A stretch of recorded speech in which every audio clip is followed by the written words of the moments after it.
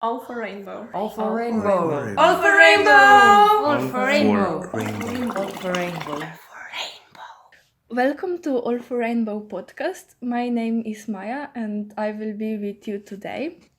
All for Rainbow podcast is part of the All for Rainbow project. The aim of the project is to connect with different cities, inform about LGBTIAQ plus topics and support local organizations to start their own activities that raise the visibility of LGBTIAQ plus community.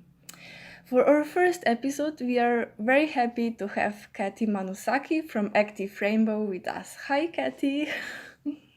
Hi Maya. I'm very happy to be here and support the amazing initiative of All for Rainbow. Thank you for joining us, and we have prepared some serious questions about you and your work, and in between it can happen that I will ask you some funny questions as well. Is that okay with you? Definitely, I'm up for it. Cool. So, are you ready to start? Yes, let's do it. Cool. So, first question, can you tell us more about you and what do you do? So I'm Kathy, I'm 29 years old. I am coming from Greece, and in the last 9 years I am working as a youth worker, trainer and facilitator in the non-formal education sector. I have a background in formal education, but it was not what was making me happy, I guess. So once I had the chance to discover myself what it means to be part of experiential learning, I changed my life road and direction with it, and a few years after, I also discovered this side of me of activism. So I'm now in the last 5 years combining my passion of non-formal education with activism, and I'm as I like to share in my Instagram profile, I sometimes organize international projects where people can share their colors, and I mean it both literally and metaphorically. Quite excited about it. So yeah, in the last 5 years I'm organizing projects within Erasmus Plus program, working with young people, mainly also young LGBTQIA plus people, creating a space and opportunity for them to be able to learn from one another and grow and reach their own potential. That would be the simple, short version of what I'm doing. Okay. Can you maybe tell us more about Active Rainbow, how it all started? Yes, Active Rainbow actually is. I started as a personal statement in a moment of my life where I felt good about myself, where I felt I'm finally in a state where I love myself, which has been quite a journey for me. This self-love and self-acceptance, understanding my own identity, both gender and both sexual identity, but as a whole, because I see identity as a holistic part of who I am. And it first started with me simply finding out that I am ready to come out, but come out in the sense I'm ready to use, let's say, social media for a greater purpose than just posting breakup songs or like all kind of random things. I was going through, I was traveling for 2 months. I was surrounded by people that were inspiring me, that were empowering me, and I was making this state that I simply imagine this world full of colors, everybody having their own beauty. and being active in it, so somehow different type of random elements brought it up. And yeah, as I said, I was using a lot of social media, so I decided, okay, but I'm now ready to start putting my perspective about life, about identity, about who we are, about beauty outside in the world, that love is love and all these things. So somehow this statement came out of me, and then it grew gradually into a bigger life project that I start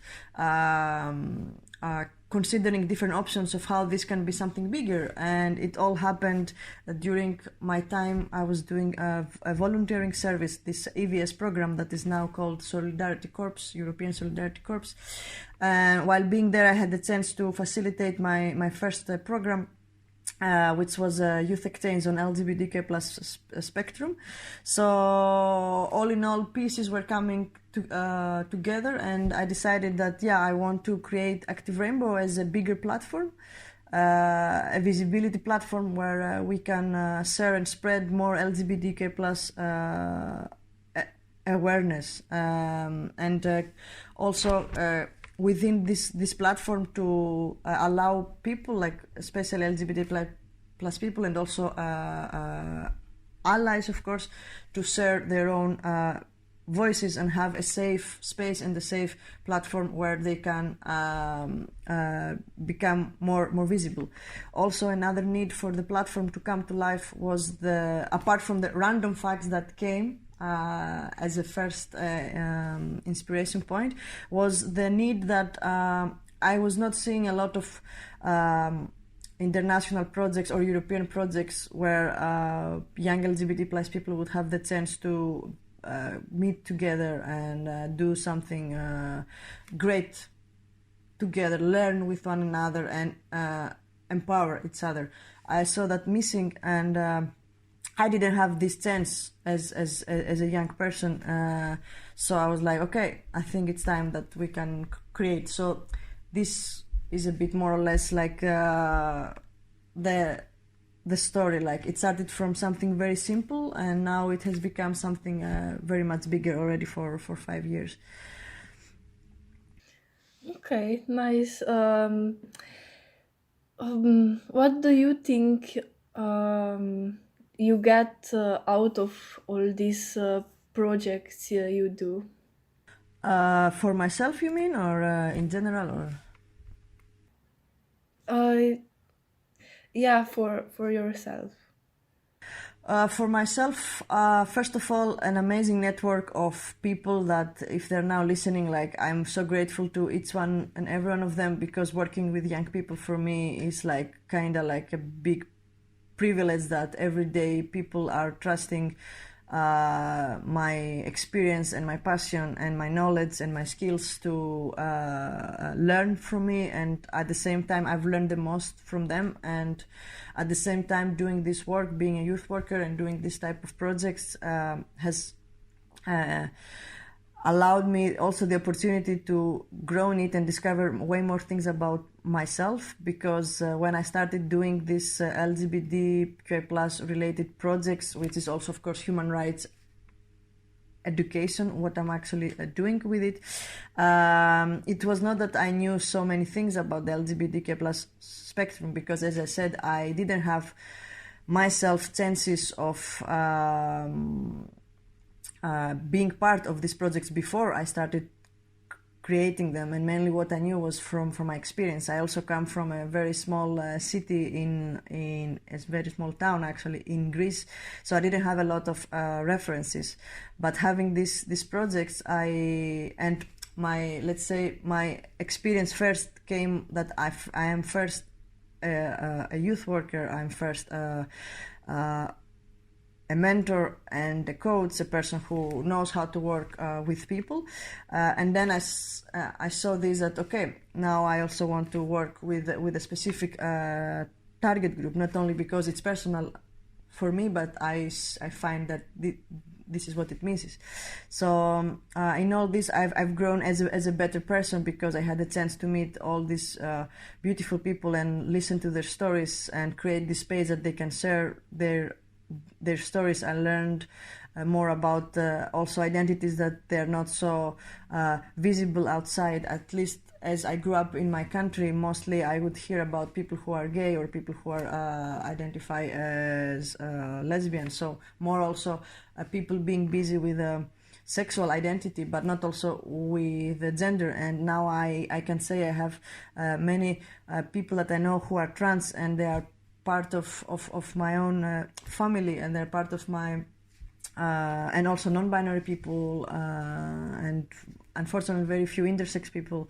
And I think the most what I keep is the people, and how they have inspired me more to continue doing also this work. Okay.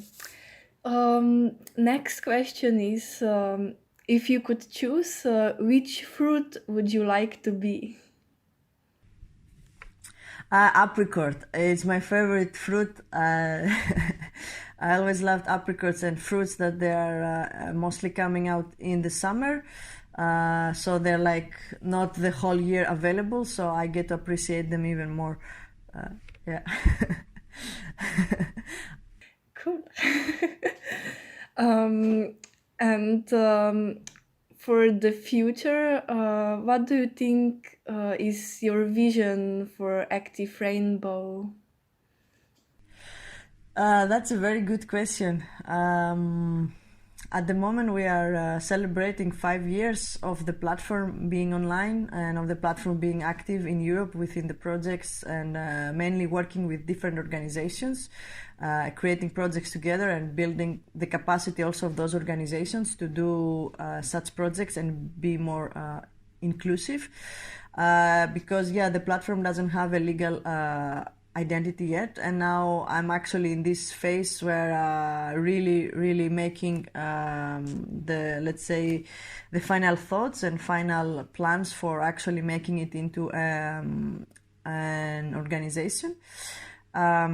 So like ideally Active Rainbow, as it started, it's more like I envision it to become an umbrella that everybody who comes in projects that we're doing, they are also immediately by being there, you become also an Active Rainbow, in whatever sense, what means to you. So like maybe in 5-10 years, it will be nice if the platform would be having different umbrellas and more rainbows would be in every country.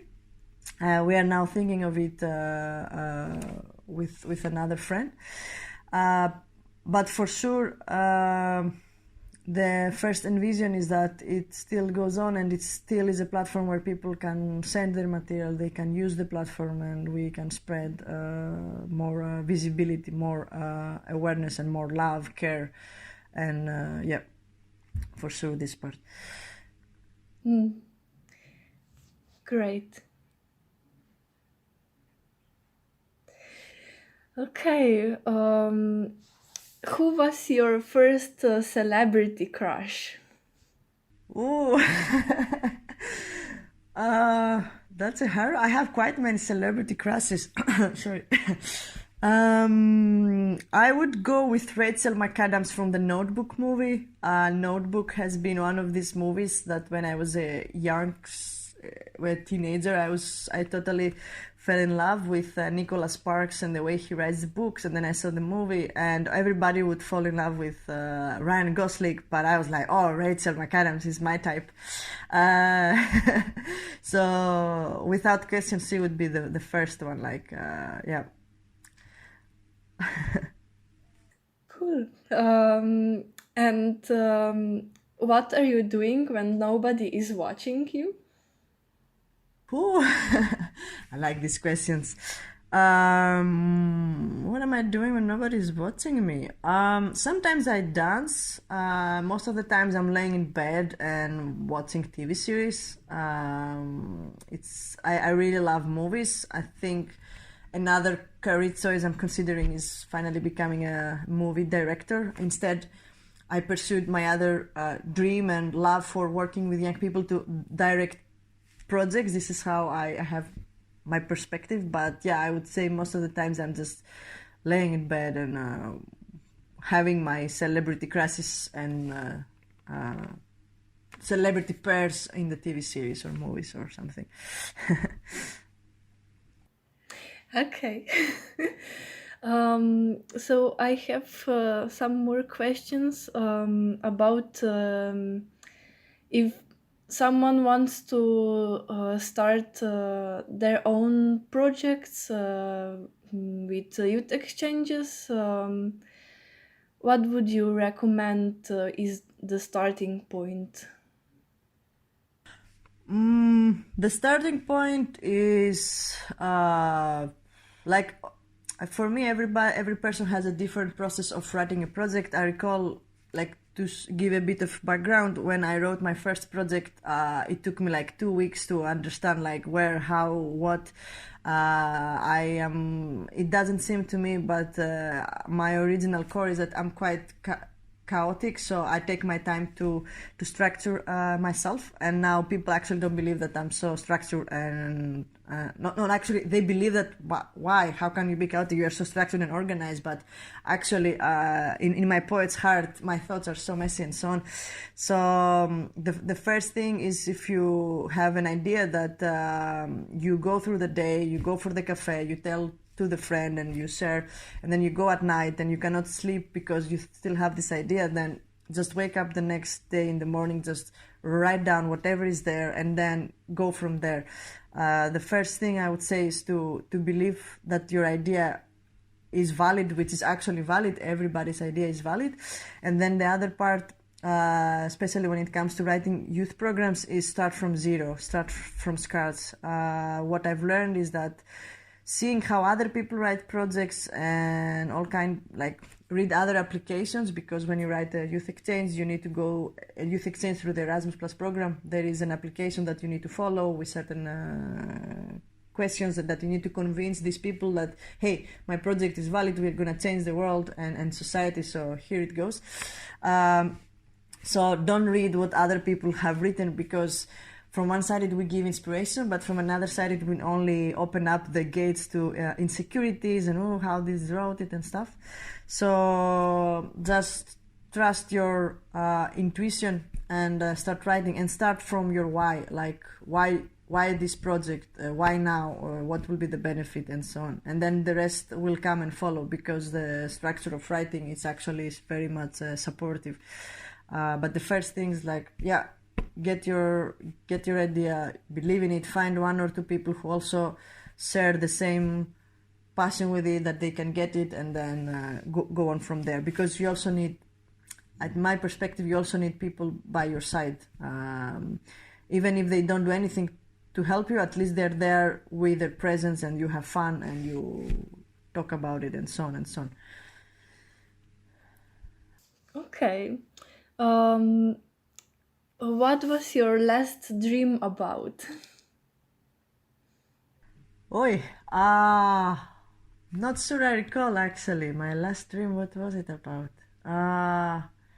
Not sure actually. I have this thing I dream, and sometimes I dream quite a lot and intense, but however, in the morning, if I don't wake up and write it, or if I do something else immediately, then I forget about it.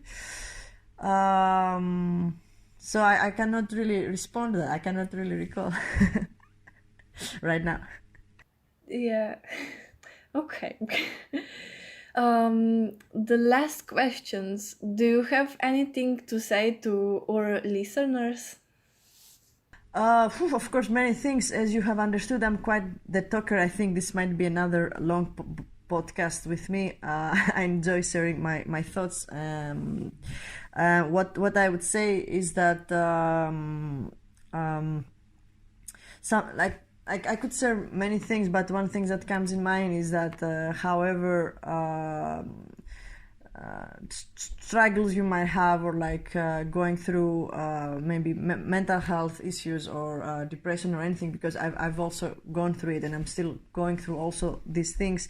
It doesn't mean that we are any less of who we are, and our identity is way more than we think, or that society allow us to think or allow us to be. And